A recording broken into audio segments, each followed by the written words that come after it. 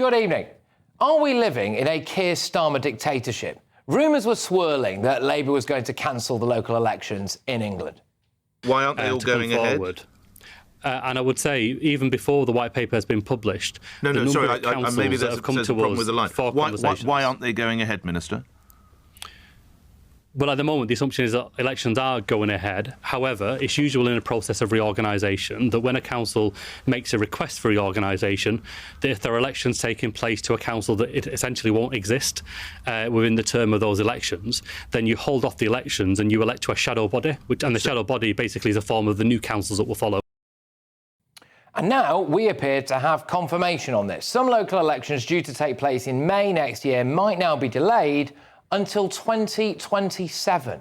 Labour says that they want to postpone them because they're restructuring the councils. Some might not exist in a couple of years' time. But this excuse doesn't really wash. So these local elections were seen as a referendum on Keir Starmer's government.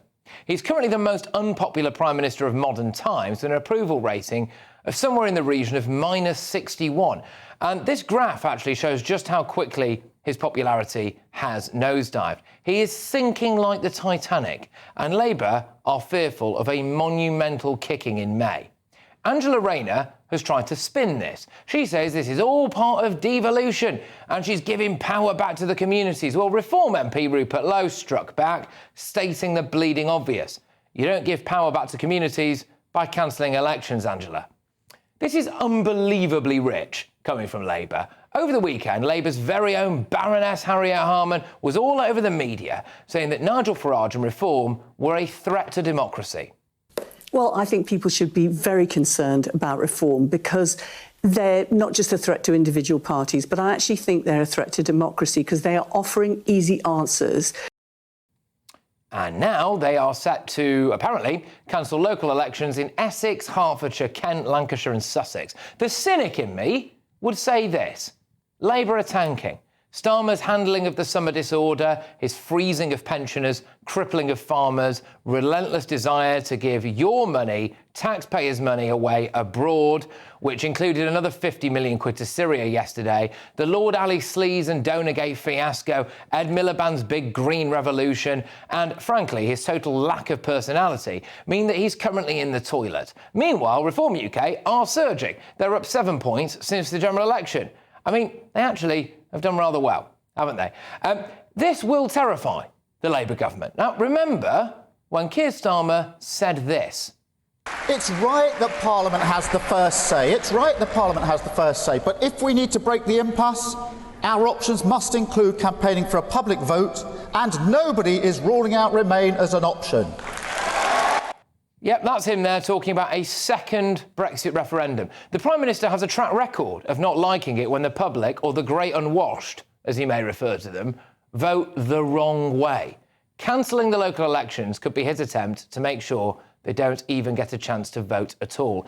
Is he behaving like a proper Prime Minister or a tin pot dictator?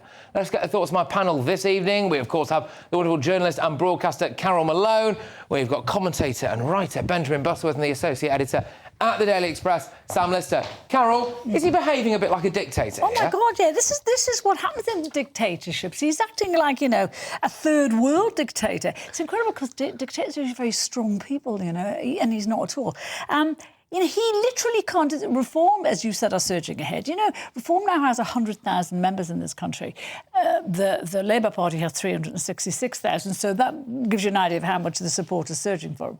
And I think, you know, Harriet Harman at the weekend, I mean, that is pot calling the kettle black here. She said Reform is a threat to democracy.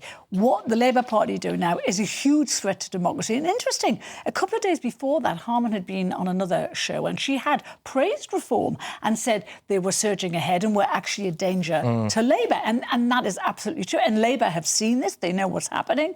They, you know, the Reform Party is what happens in a country where the ruling party is not listening to the needs and the wants of the electorate. And you pointed out the most unpopular Prime Minister in modern historic times. So, yes, I think, you know, when you have a government, this is a dangerous government, and when you have a government that actually can't rule the country, but is going to stop the people who can, we shouldn't be having Benjamin, Keir Starmer's getting the kind of spanking you normally have to pay for in Soho, and he doesn't like it. That's why he's trying to avoid an election. I think people that have come to these conclusions have been on the Christmas sherry early. You know, the idea that it's like a dictator. I don't remember Putin cancelling a few district council elections. If Putin did this, sorry, but it's interesting because I nearly put a line in my monologue actually about this. If Putin did this, they'd be all over it like a rash. But it's actually Keir Starmer doing it. This is actually called gerrymandering. This is what we used to call gerrymandering, where you manipulate boundaries to get the vote you want. Well, the last Tory government know about that because they tried to cut the number of MPs to make it impossible for a Labour government to get in.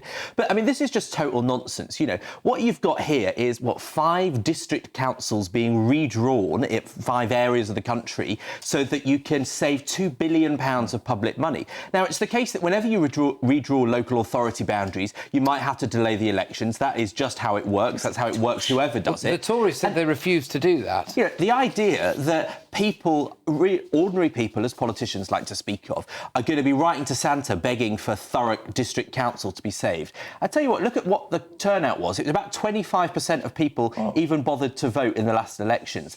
The idea that a couple of people moaning should mean that we spend £2 billion more on local authorities is everything that's wrong with this country. I see you're itching to get involved in. Well, I mean, if we reverse this and say Nigel Farage was Prime Minister and he was delaying this, do you think the left would respond quite so positively as they are doing now? These areas, Essex and Kent, are key areas, Lancashire, the key areas where reform is expected to do well. And it's no surprise that Labour has conveniently found a way of shoving this down the track 2 years. Now, if we were to be charitable and take them at face value, and this is just a reorganisation, there's nothing anti-democratic about it. Essentially, what you're saying, if local councils are important, then why would you delay people's say on it? In 2 years' time, a council can go bankrupt. You know, if you look at places like Croydon, people having their council tax put up by...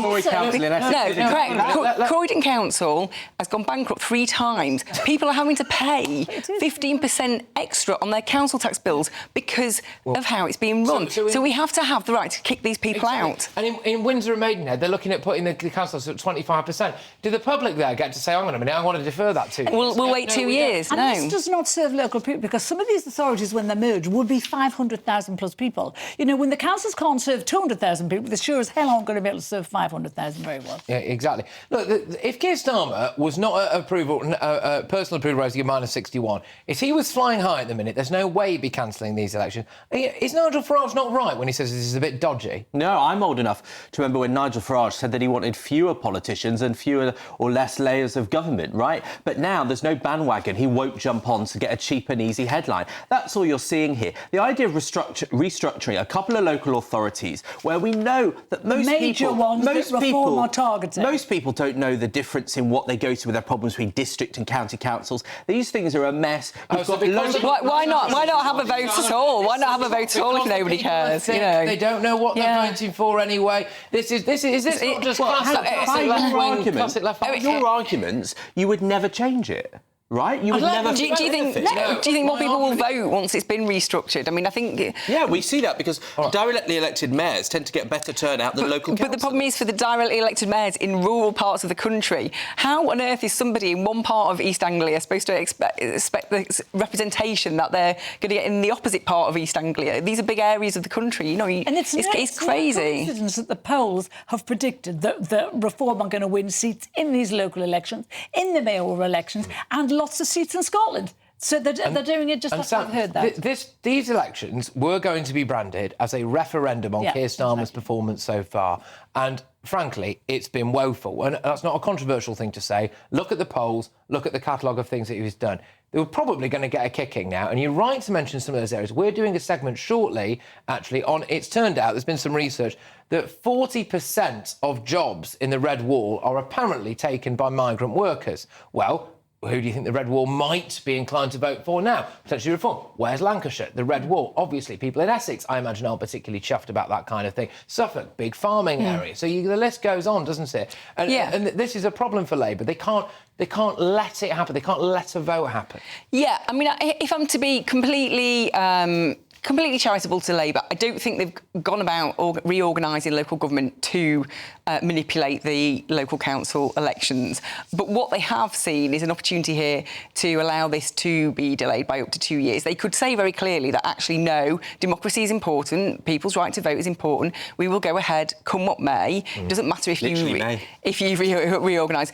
But we've all been writing the stories about how Reform have got the momentum. They are ruthlessly organised now in a way that they've never been before. They were expecting to have the momentum in May, and that's important because Keir Starmer is going to expected to get a drubbing. And if you lose momentum in politics, that is really, really very serious. It's terrifying, Labour, that Nick Candy is now taking on the job of Treasurer. Yeah. He's going to get them 40 million quid. He's promised to make Farage Prime Minister. They must be, I was nearly said a bad word there, they must be quaking in their boots. Look, I'm just glad that all these Reform cheerleaders have suddenly discovered the value of a ballot box, because 2 weeks ago they were all saying that signing an online petition should decide who runs the country and not the 30 million people that voted in July. Do you know what really upsets me? That Angela Rayner is the housing minister and she's responsible for all this. I mean, you know, the woman is not a bright woman, and yet we're allowing her to tear this country up. And she's, and you know... Well, you know, Angela Rayner is not here to defend herself. Well, it doesn't matter. She would probably say that she is indeed a bright woman. Well, she's not. She left school at 16 with nothing. Well, okay. So she's all right. Good for her. Good for her. The only thing I will... I'm not exactly an Angela Rayner cheerleader, and in fact, I am a cheerleader of you, to be fair. The only thing I will say is I think Lord Sugar left school at 16. He did, yeah. So but he has proved himself. Angela Rayner has not. A point well made. Now...